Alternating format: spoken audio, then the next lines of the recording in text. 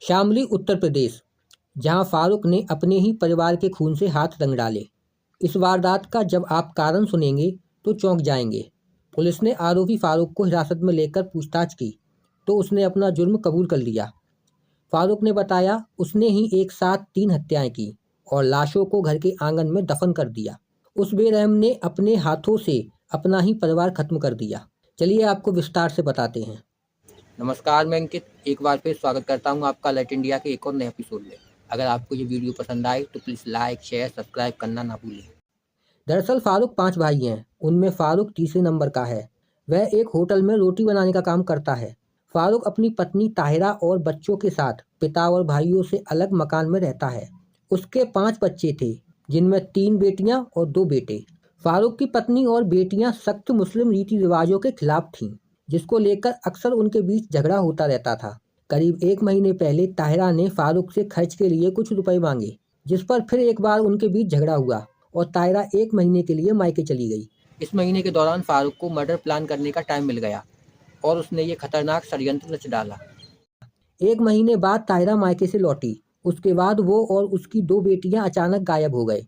पिछले 10 दिनों से ताहिरा और उसकी बेटियां गायब थे, लेकिन जब परिवार वालों ने फारूक से पूछा तो उसने बताया कि वो ताहिरा और बच्चों के साथ किराए पर रहने लगा है। लेकिन जब काफ़ी समय तक ताहिरा और बच्चों का कोई पता नहीं चला तो परिवार वालों का शक बढ़ने लगा, जिसके बाद परिजनों और ग्राम प्रधान ने पुलिस में शिकायत कर गुमशुदगी दर्ज करवाई। जिसके बाद पुलिस ने जांच शुरू की। जांच के दौरान पुलिस के शक की सुई फारूक पर आकर टिकी और पुलिस ने उसे पूछताछ के लिए हिरासत में लिया। पूछताछ के दौरान फारूक टूट गया और उसने जो सच कबूला उसे सुनकर हर कोई हैरान रह गया।